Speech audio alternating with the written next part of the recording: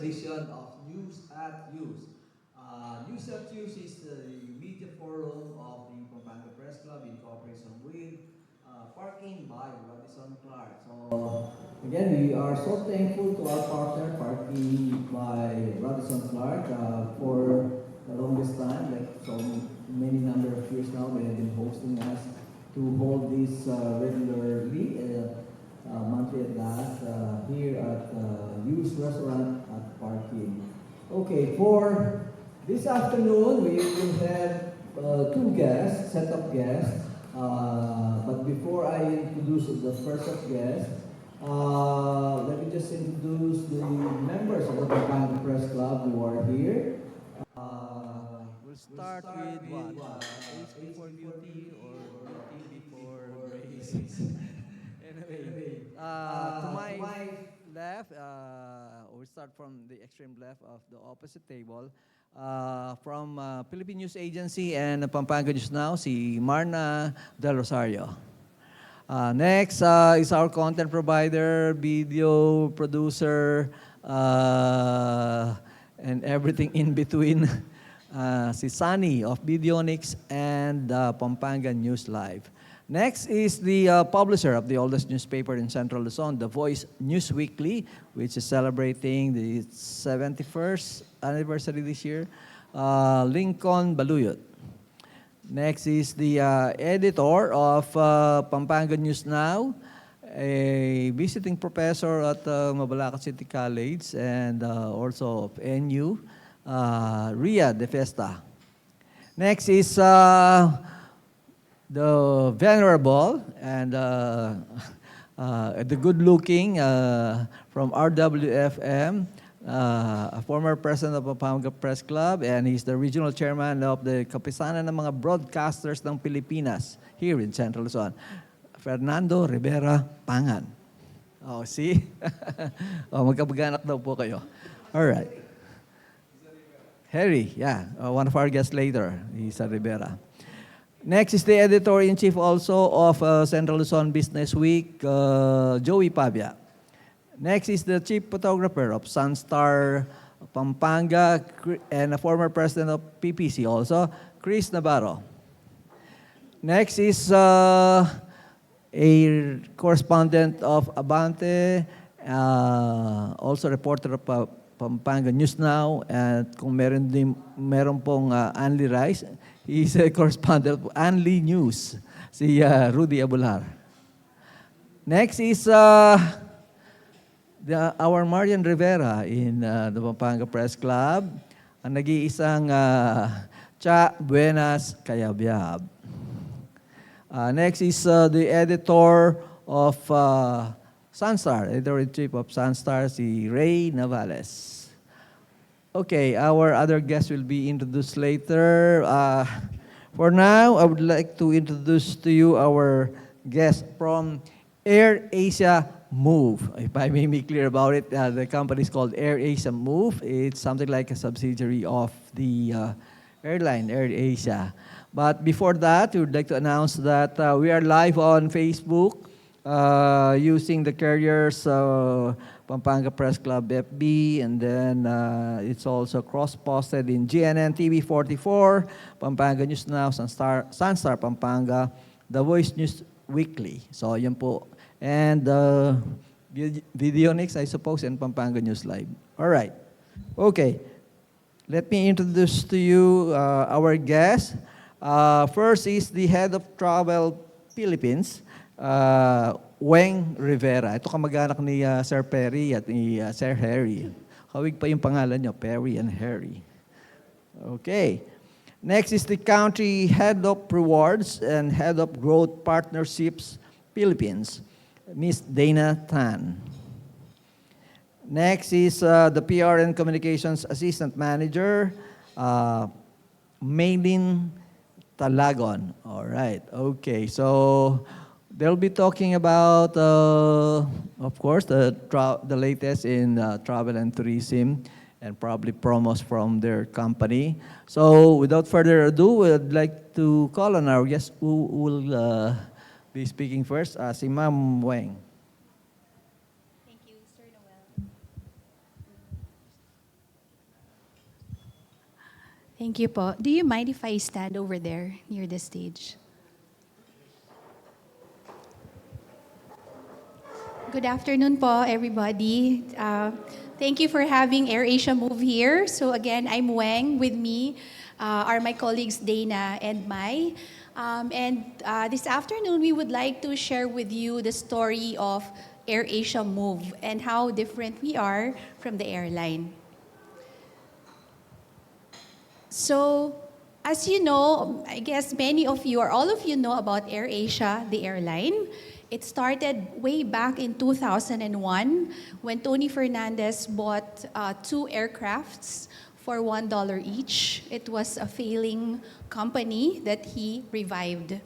At that time, there were no low-cost airlines yet, I think, and it was very expensive to travel by flight.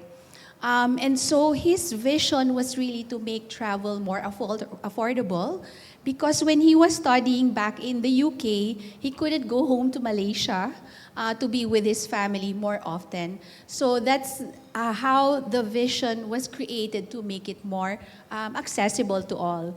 So we only had 200 staff at the time, and people were asking him, how can you compete with the big airlines like Philippine Airlines, like Thai Airways, and all the other big airlines at the time? So what he did was, just be quiet. He dared to dream. He worked hard together with his team.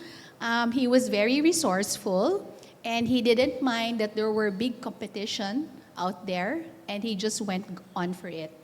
And fast forward to before the pandemic, from two aircrafts, they had 250 aircrafts with 20,000 employees.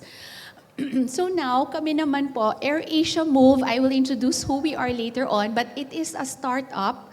It's an online travel agency within the umbrella of AirAsia or capital A. So this is also what we're doing right now. We are daring to dream because we are up against many big online travel agencies. But there is always space for everybody as long as we know what is our vision to be ASEAN people's favorite travel companion. We will be focused on this, and by believing in it, we believe that 50% were there already. We just have to plan it properly and execute ruthlessly. So back in the pandemic, who among you remember where you were back noong March 2020? Outside, di ba? We didn't know what was coming. And then all of a sudden, everything was put to a stop. And the airline and travel industry was one of the most hardly hit na ganito. Airports were empty. And we didn't know when this will end. We thought it's just a 2-week lockdown, and then it became 1 month. And in the Philippines, it lasted more than a year pa yata, because it was on and off and then lockdown again and then ECQ, GCQ and everything else. So it was very difficult for us in the travel industry na, okay, this is so uncertain. But with that uncertainty, there were also a lot of things that we knew. We used this time, of course, we had to let go of some of the people because we really couldn't sustain from 250 aircrafts traveling many times during the day. And then suddenly all of these aircrafts were grounded, so where will we get it, right? So what we did was we went back to the drawing room.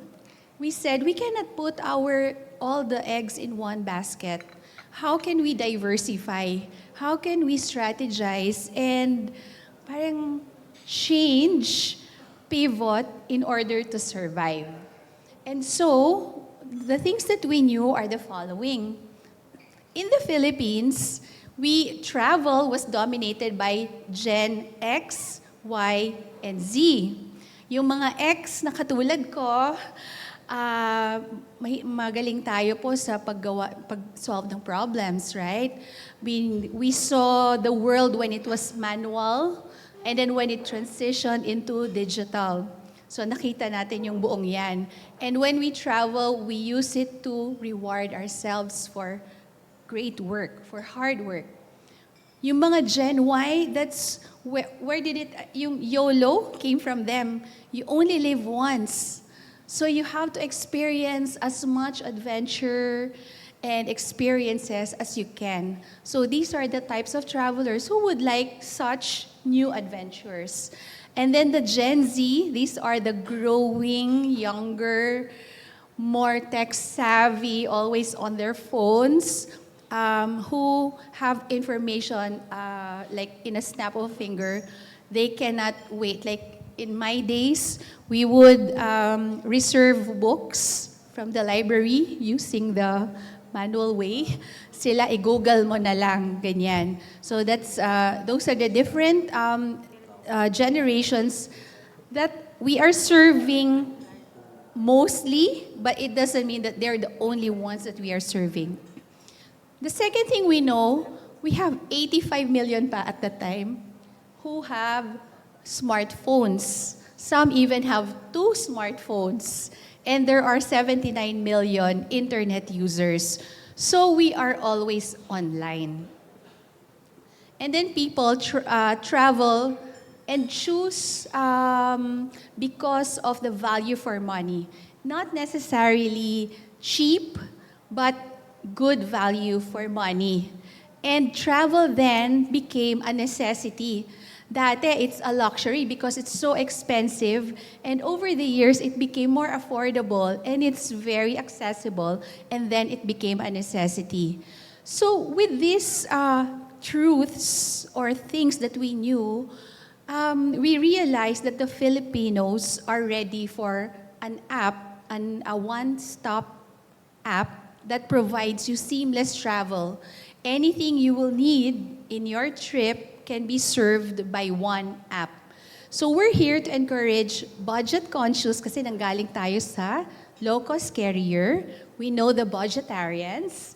And we are here to help them explore ASEAN destinations. Because we started as AirAsia airline and we are strong in ASEAN. But it doesn't mean we're only serving ASEAN destinations. It's also beyond yan. Through our app, it's called AirAsia Move. To differentiate, AirAsia is the airline or the aviation company. We are the app and the website. So we are the booking platform that serves AirAsia, but also many other things that I'm going to discuss in a bit. So during the pandemic, nasa pandemic pa tayo, we are a strong global brand rooted in ASEAN. Parang 15 years awarded as the best low-cost carrier in the world. And we were flying 100 million passengers per year. So, di ba, if you're traveling po and you're buying your ticket, what's the next one or logical thing that you're going to buy next? Hotel, yes. So what if we already have these passengers on our platform and offer a percentage of them, maybe just 10% or 20% of them will buy a hotel? Wouldn't that be a good conversion and expansion of the business just to survive?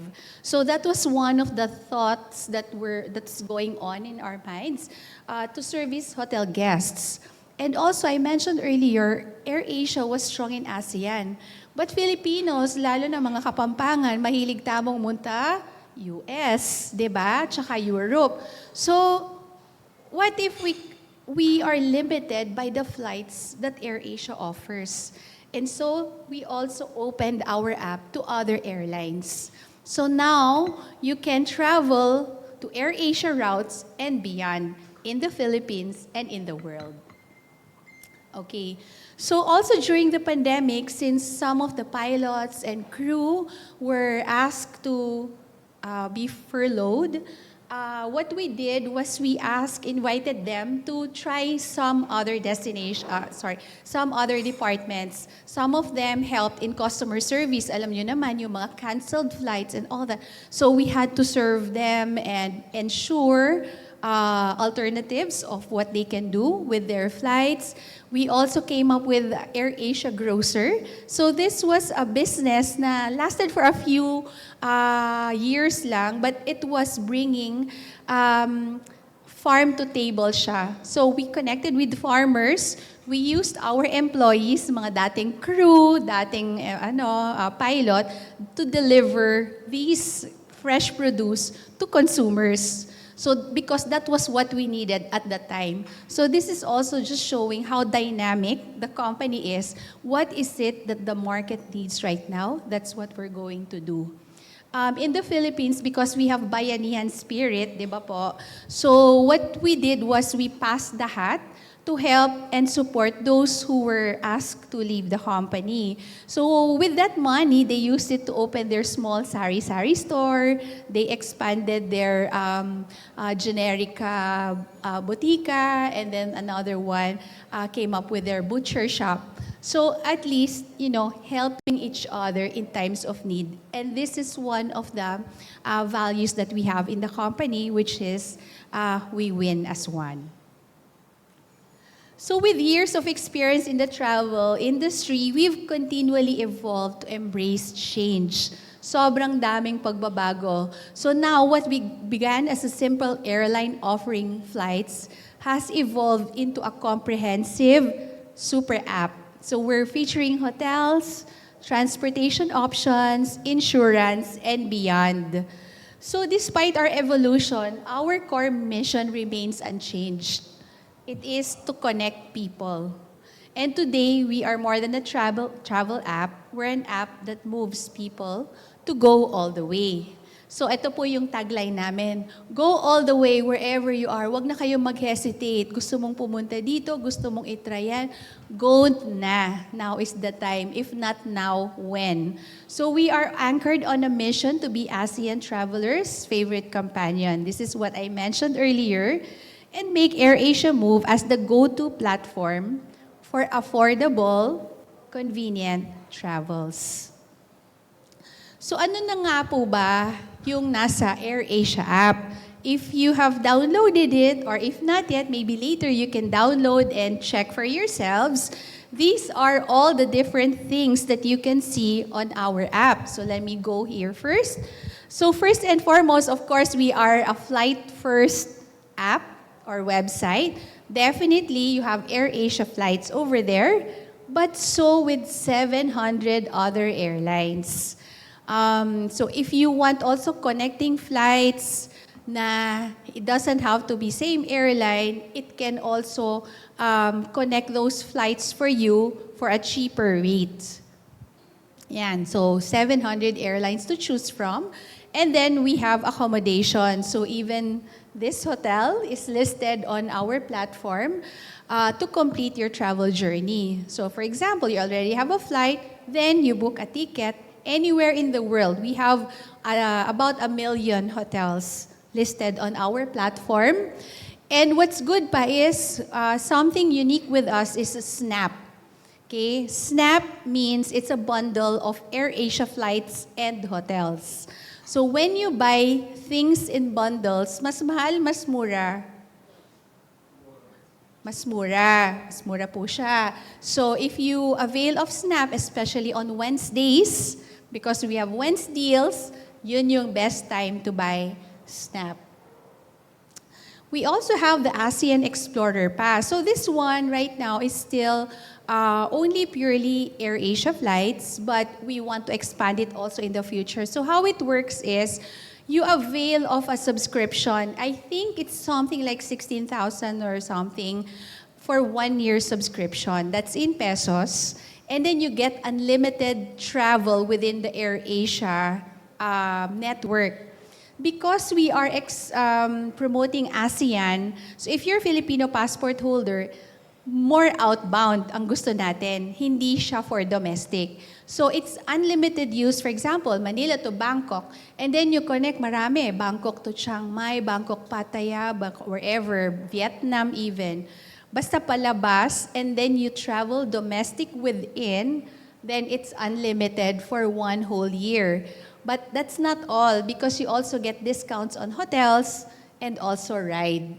Which brings me to the next one, which is ride. Ride is like, it's ride hailing for taxi or private cars. But sorry, it's not limited, it's not available in the Philippines yet. We've been talking to the agencies and the government units, but we still need to talk some more. But it's available in Malaysia, Thailand, and Indonesia. So if you go there, it's an alternative to Grab or Gojek or the other providers of ride. So it makes your travel more seamless. Upon arrival at the airport, you can book this and go to your hotel. Moving on to duty-free, sometimes we're so busy, we forget to buy pasalubong. Syempre, dapat may bit-bit tayong something, di ba? Pag pumupunta tayo sa place. So we have duty-free. That's also under AirAsia Move. Right now, we are partnering with different Filipino brands because we want to feature quality products. Quality Filipino products. So you can buy those things on the flight. And then insurance, of course, so that it's going to be a hassle-free travel. We have travel insurance, but it's not just any other travel insurance. We recently launched what we call Easy Cancel. Kasi po most of the flights, di ba po, pag low-cost airline, non-refundable. Or if you change, medyo mataas yung fee. So with this Easy Cancel, you just pay an extra premium, no questions asked. You can cancel up to 48 hours before the flight. No questions asked, and then your money will be refunded to you within 3 days. At the most, sometimes 2 days. Okay? And then Messenger and Community. So we also have like a Facebook Messenger groups within our platform to drive engagement if you're interested in domestic trips, Philippines or US or something, ganyan. Or maybe rewards has promotion for you, then we can blast it to our members. And we have Move Ticks, which is events and activities. So for example, you want to go to Singapore for F1, or merong, ano pa ba, sporting event, merong concert, si Bini, mga ganyan. So pwede rin po dito siya sa MoveTix. And lastly, we have rewards. So anything you buy on the platform, you will be able to earn points and use those same points on anything that you can see on the platform. So yun po yung kabuuan ng AirAsia Move. Yan na yung maraming possible services, travel services that you can avail of on the app. And so looking at the bigger picture, this is as the ASEAN naman po. Parang not just Philippines, but the whole AirAsia Move, who is our customer. So you will see here that we have 63 million customer user base. So at any given time, we can blast information, promotions, and all that to them. 35 million of them are AirAsia Rewards members. And we have 13 million active users per month. So that's very good. That's very good. And 1.32 million average monthly transactions. We are on Facebook and Instagram and TikTok. And we are also joined by Kaze, who is in charge of our social media and our creative director. For top 5 markets, we have Malaysia, Thailand, Indonesia, Philippines, and Singapore. And you will see here, ako noona, I got surprised na mas marami palang male ang buyers dito sa AirAsia Move instead of female. So that's 46 versus 54. And for our demographics, malayo na si millennials, followed by Gen X, boomers, and then very close si Gen Z. Yeah. Okay, so I think that's the overview, but there's more because I'm gonna ask Dana to share more about rewards. Yes, sir. Okay lang po, sir. We are owned by different entities. Oo. May part si Capital A po. Capital A is the holding company. Yes.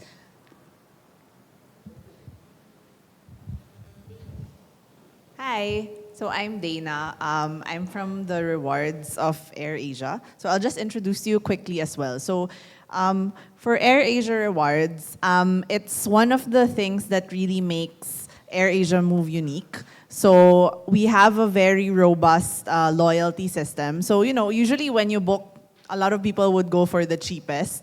But we're seeing, a lot of people have also started to be more loyal to specific brands. And this is really just the way of how we reward the customers who remain loyal with us and give them different options of how they can also make travel easier and more convenient. So we encourage users to earn their AirAsia points. So that's really the main loyalty currency that we have. It's called AirAsia points. So we encourage them to earn by keeping on transacting on AirAsia Move. That's the first one.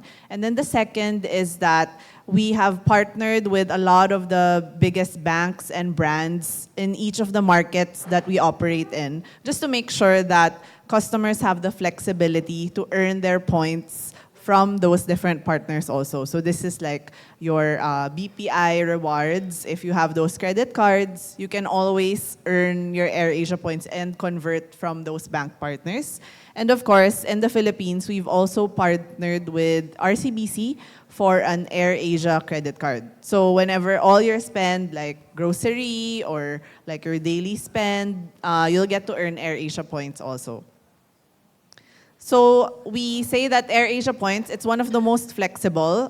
If you compare with your other parang airline miles, it's not necessarily as flexible as us. Na every time you transact, you can actually earn and also use your AirAsia points. So AirAsia points are as good as cash. So from the flights that Weng mentioned to hotels, the bundles, each time you transact, you can earn and also even save on whatever price you transact on if you use your AirAsia points right away.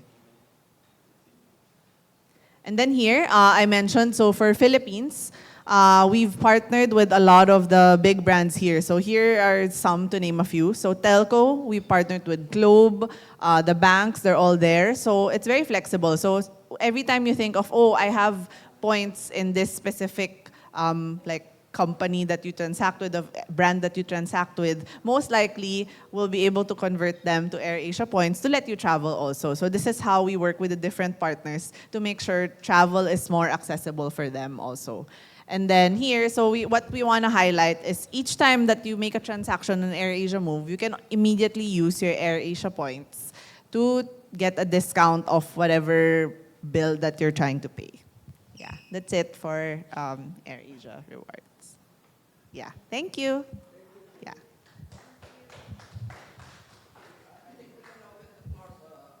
Yes.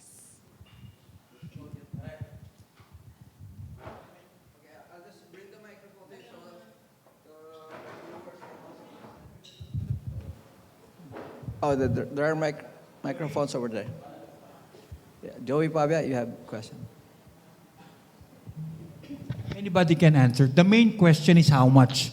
So how much will they spend? Will you, if I use AirAsia Move, will I be able to save? Will I be able to have a very reasonable price for my travel or for my hotel? What is your advantage when it comes to that? Because that's the main contention, the price. Yes, sir. So, yes, we partnered with several partners to be able to give you the best rate. So, for example, you're going, ito is specific example, sir. One of my friends booked a Manila, Seoul, Manila. 6,000 pesos round trip. Itanong ko po sa inyo, okay po ba yun? Yes, sir. So it's really just about knowing when is the right time to buy.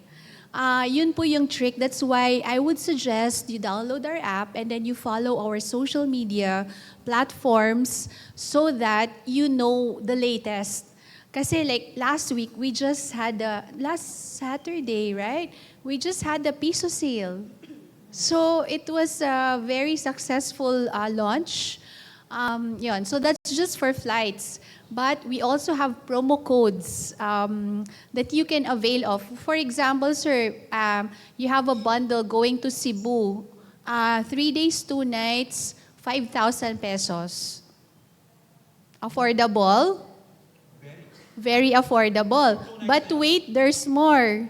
Because we have a promo code, it depends when, pero it can be up to 1,200 less.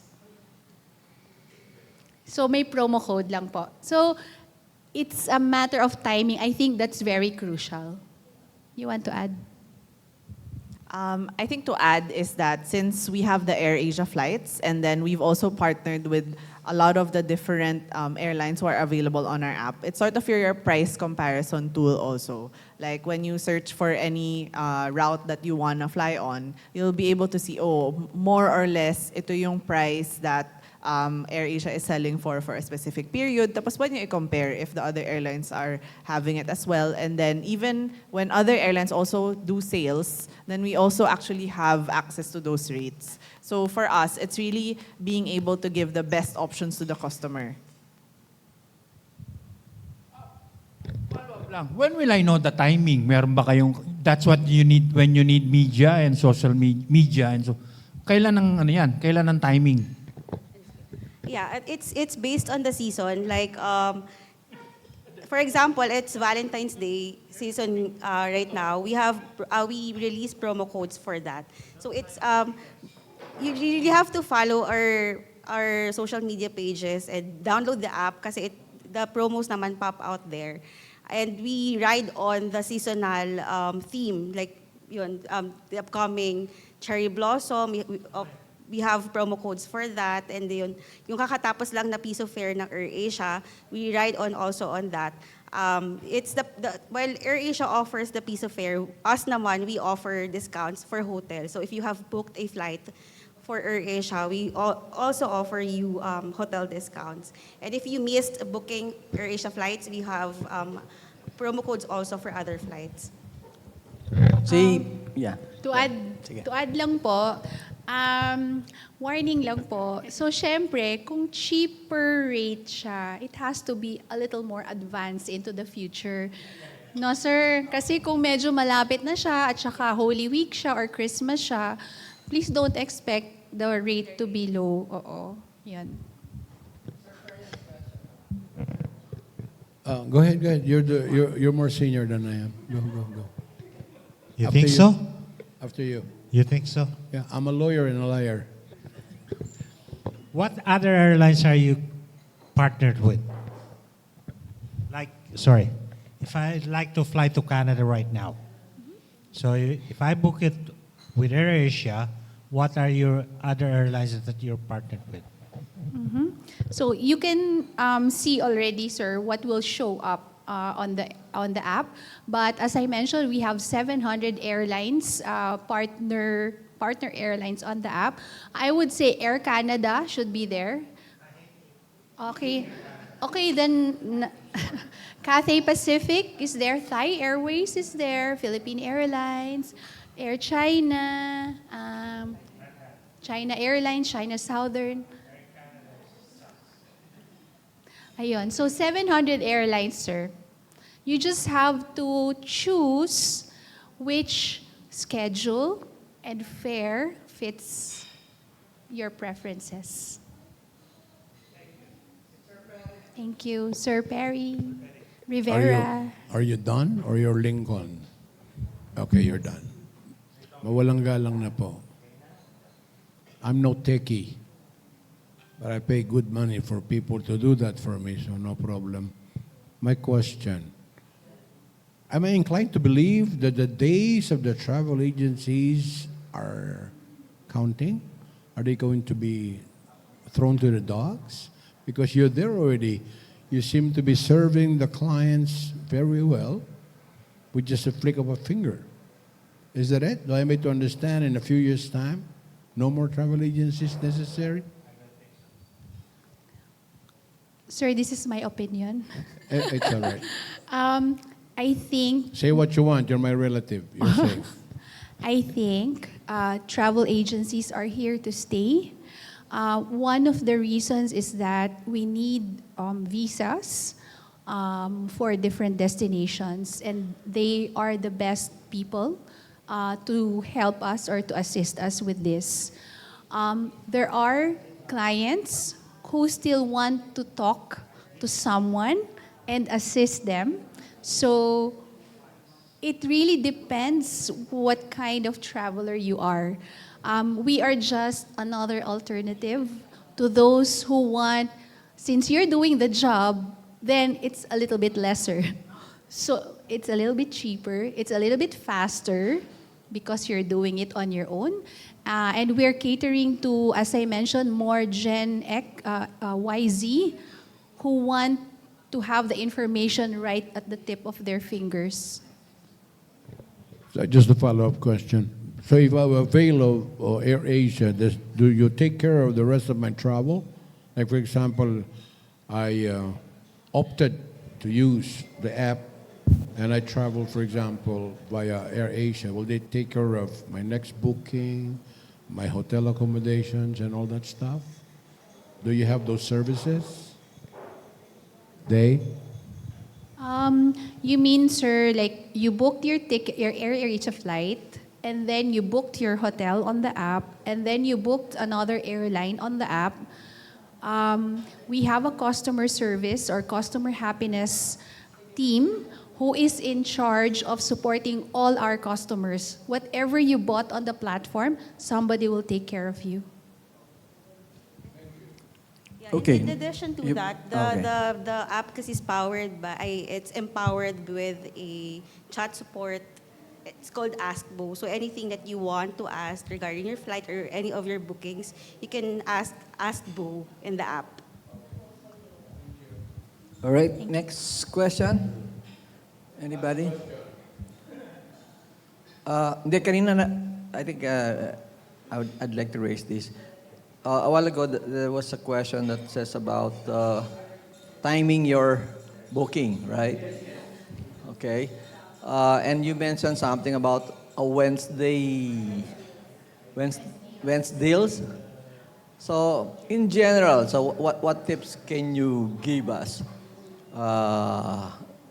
Of course, traveling on a weekend is usually not expensive. Friday, Saturday, Sunday. So, can you give us tips on when to best book a flight? I think we won't be able to say like, those which day to book because based on what we're seeing, it's very dynamic. But it's more of watching out for when we have the promos. Let's say we mentioned we do have that Wednesdays promo. So every Wednesday, we would typically release a specific destination where we'll have a very good deal. So it's something to watch out for on our channels. That's why we recommend that you download the app because you'll get notified. Register as well, so we'll be able to reach you. You'll get emails, and then you can follow our social media as well, because that's where we typically would display whenever we have these very good deals. As an example as well, the piso sale. So it's actually still ongoing. So it started last Saturday. Piso sale, the flight dates are actually July this year onwards. So especially if as early as now, you can already you already know you want to travel for later this year, then that's something that you can look into. And typically when we have those big sales, it's something, the stay dates are the flight dates would be something that of that length. All right. My other question is, me and my wife availed of a good promo in one of the airlines that fly Clark. It's a 4 or 5 day trip in Taipei, but we got a very good deal. But we have not booked yet for a hotel and possibly a tour. So can we say that instead of going to an app that starts with K, we can just go to your Air Asia Move to avail of a good rates, good deals on hotels and tours? Yes, sir. Oh, okay. All right. So, I think that would help us a lot.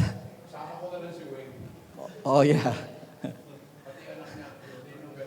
Meron din yung promo, Wednesday. Okay. Weng's deals. Okay. All right. So, any other question? Okay. How about those online? Now, by the way, our chairperson is online and a few other members. So, I think they're gun shy as of the moment. No questions are being raised online. Okay. So, palakpakan naman po natin yung mga guests natin for today. Our guests from Air Asia Move, si Ma'am Dana, Weng, and Maylene. All right. May question daw, pahabol. Let me read question. Kay John Darren, one of our members who is in Siargao right now.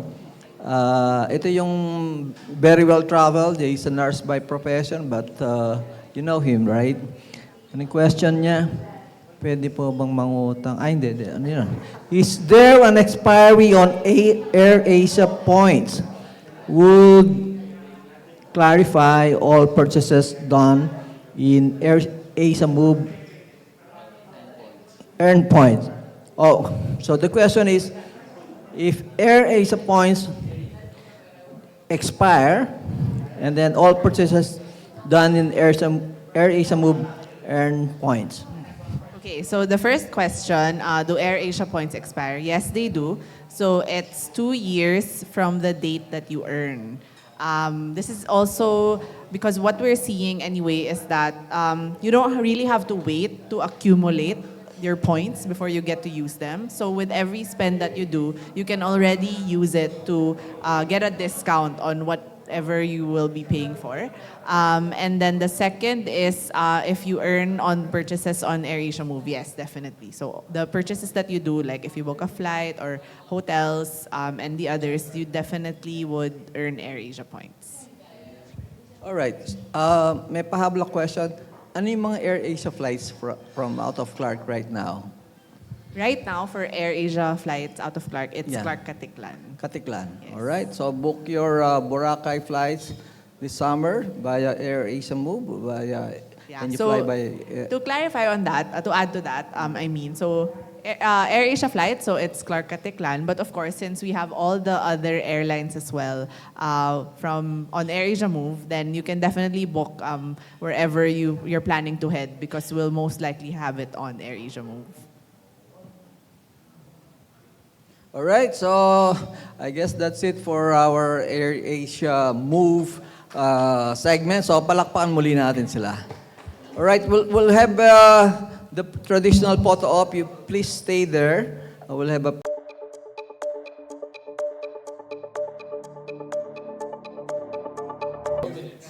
10 minutes.